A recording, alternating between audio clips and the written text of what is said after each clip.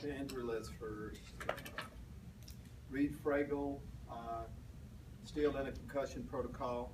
I wasn't able to practice today. Vincent Jackson, we talked about him earlier with the knee injury. He was not able to practice today. Tony McDaniel continues to get better with his groin injury. And Clint McDonald hurt his pec muscle in the game, so he wasn't able to go today. Beyond that, everybody at least practice on a limited basis. Most of you out there saw Austin and Jenkins be able to get in the pads and do a little bit. So it's a step in the right direction with him. Russell Shepard was able to go full. I think he went full most of the time last week. So getting a couple guys back, adding a couple guys to the injury list. Whenever you have a disappointing loss like that, you're always looking to move on to the next game as soon as you possibly can. When you have a division opponent on the road, opportunity to get a division win on the road, it makes you move on quickly and get into the Atlanta game plan. That's where we are. Take your question. Well, there's reports that Vincent's injury is a multi-week injury. Have you come to that conclusion as a team? You know, Rick, we're not there. We know, I mean, the guy, he didn't practice today, and he has a knee injury. You know, as far as multiple, we're not ready to go into much detail than that because we don't know a lot more. Hasn't been that long since the game. Wasn't able to finish the game. Wasn't able to practice today. So that's where we're at right now. Coach, looking to Atlanta, normally they've had problems defensively. This year it's been a change. What have you seen on film? What they're doing. They're playing hard. Getting a lot of guys to the ball. It's not like they're doing a whole lot of things scheme-wise. Playing hard. Taking the ball away. They've done a good job stopping the run. The top teams stopping the run. So that's what they're doing. Finding a way to finish the game. Can you talk about how you were able last week? I know you got down to 2 receivers. You're able to kind of utilize the tight end. That changes midstream what you wanted to do. But getting Austin back, who's a big target, does that could that potentially mitigate losing some of these other guys like Murphy? Well, Rick, once we get him back, whether disregarding the receivers, it's going to help our offense in its own. We're not there yet. I mean, Austin practiced on a limited basis. He was in pads today. But when he does come back, that will help. It would have helped, of course, if we had him this past Sunday. But it does put you in a bind when you dress 4 receivers and 2 go down. It eliminates the 3 wide receiver package. It's a whole different game when you can't go to a 3 wide receiver package. So it's where we are right now. It's always about the next guy stepping up. Lovie, what's been your experience, Lovie, with a team that suffers a bitter, a heartbreaking loss like that, as opposed to other losses, when you're not in the game? How does one of your teams usually bounce back? What's your experience with that kind of loss? When you go through an experience like that, you call on your experience. Most of us have been in disappointing losses like that. What you do is you move on to the next opponent. It's tough if there aren't any more games, but for us, we're coming up on the 3rd game of the 2nd quarter of our season, and you have one of your division opponents coming up, so you have to move on. There's a mourning period that you go through. It's right after the game. But by Wednesday, that game is, we look at that game about the same way we look at the Jacksonville and every other game that was in our path.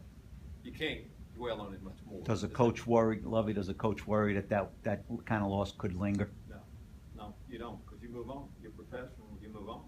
We're in Atlanta's game plan today. We weren't going against Washington plays today. We're in Atlanta's game plan. That in itself makes you move on. That's what my experience has told me. Excuse me, sorry. Along those lines, do you get a sense that your team is somewhat fed up with losing, especially when you lose games like this? Football's an emotional game.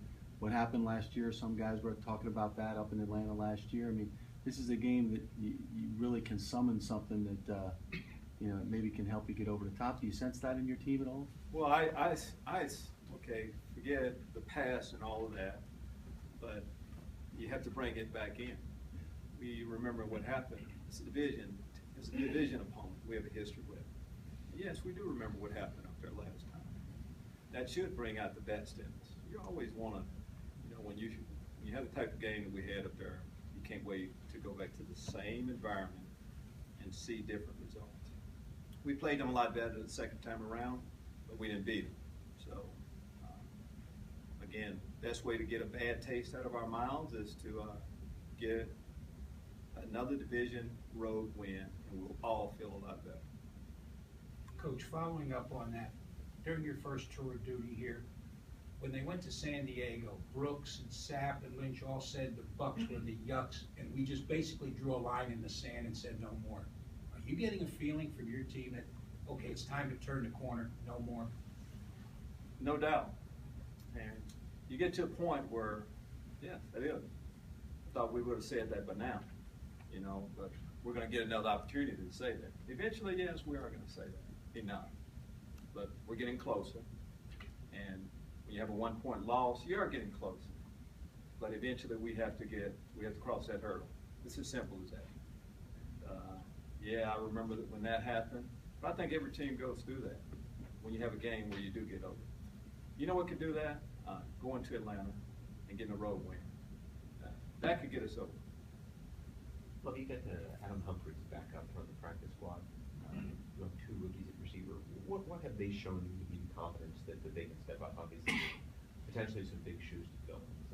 Well, just talking about Adam, he earned himself a roster spot, or what he did in the preseason when he got an opportunity to play.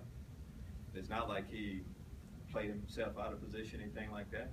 We just kind of like what Dante Dye did to get himself an opportunity to play. So we've seen Adam perform. The last time when we really kind of featured him a little bit, he made plays.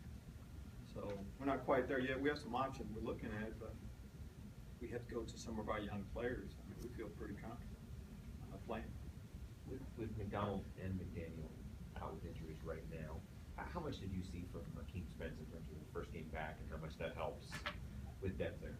Well, he was, of course, rested, and fresh. Body has a nose guard. That's a big thing this time of the season. But Akeem Spence would play good football for us. So to have a player fall back on like that meant a lot for us. Of course, the reason why he's one of our guys, and we were waiting for him to be able to be active. And we got him out there right away. And he'll play better this coming week than he did this past. Well, how do you coach your pass rushers now when you're in a situation where it's not literally, but I mean figuratively, if you breathe on the quarterback too much, you call for a passing, roughing the passer. So how do you coach them when they're? I mean, the idea is to be aggressive. Obviously, you can't be too aggressive. Well, it's a fine line. It's a fine line, but we've been going by these same rules for a while. So yeah, there's a fine line, but we've gotten the quarterback down times where the penalty wasn't called. So it can be done. So we can't go down that line. We know what the rules are. We have to do it the way the league says we can do it. And that's what we will. We'll continue to talk about getting pressure. That's going to help an awful lot for our entire defense, the more pressure we can get. Tim Jennings went from being a starter to being inactive on Sunday. How do you think he handled that and bouncing back last week? He handled it well, like a pro. Your roles change daily, and of course weekly they can, and it's based on what you've done previously. This is a new week, Tim. He coached the guys up on the field. Everybody's not active each week, and they all have a different role. So Tim filled that role. As far as what his role will be this week, I kind of see that. Just how important was it to have Mike Evans back on track Sunday, and how important will he be Sunday and Sunday? We all know that Mike's one of the best players on our team, one of the best receivers in the game. And when he's on, we talked a lot last week about, needing some of your stars to really play. The players that play like that. Mike played like that. He's a good football player. He's tough duty, a man-to-man situation. We got him matched up favorably last week. Hopefully we can do the same thing. He's a guy that things aren't going exactly the way you like. You lean on guys like Mike. Lovie, Hobart, Heidelberg, Shepherd University. Not exactly college football hotbeds, Lovey. What's it say about the You mentioned organization? I had to think about what you were talking about. That's right.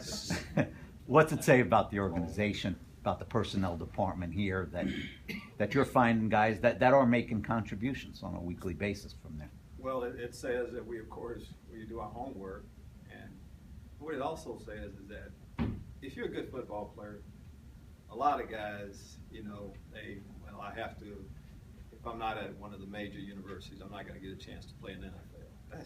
History doesn't say that. That's just not the case. If you're a good football player, we will find word will get out. You get an opportunity, and once you get into camps, we don't ask guys what college what conference they came from. Put them on the field, and if you're the best guy, you can be from Hobart or Heidelberg or wherever. And but you need to see guys get that chance and then make it and do well, and that's what we're seeing right now. Well, there was a stretch last year, the second half of the season, we talked about it on defense, where your team didn't allow many points. I mean, I don't know what it was, 18, so you went through a pretty good run. I mean, on the back end, there was continuity, and a lot of those same players are here, whether it's Jonathan Banks and Burner played corner, at least Major Wright was here, I know Conte's new, and sometimes it's interesting, but can you be a victim of tinkering too much, trying to find the right combination? No, I don't, and it's not tinkering, and it's not trying to find the right combination. It's playing guys that deserve to play, and that's going to happen again, Rick. We didn't play great in the back end the entire time, and I just don't think you can go on what happened last year. It's kind of what's happening right now. I would like to. I wish it was as simple as we just put 4 guys and keep them there, and everything will be fine. That's just not the case. But we'll get that eventually worked out, and there's still time. We understand that it's late in the game, but the changes we're making and the guys we're playing is based on a lot of things, and it's always going to give us the best chance to win that game. Lovey, how much slack do you give Quan Alexander in pass coverage? It's all new to him. It's a new level. You're asking him to do different things, and I don't know. I know you don't want to give him a lot of slack, but he is a rookie, and he's patrolling the middle of that field. So what's your feeling about how things are going there? I don't know exactly. I don't have a whole lot to complain about Quan Alexander about. There's some things we didn't do as well as we should. I'm not complaining an awful lot about what he did. There were about 3 special plays he had this past week. But as a young player, they're going to make some mistakes that young players make. You live with those, but there's going to also be flash plays that you can't live without. And that's what we're getting with Quan. So he'll get better and better each week, and before long, even those occasional mistakes he makes will be. Anything else? Thank you.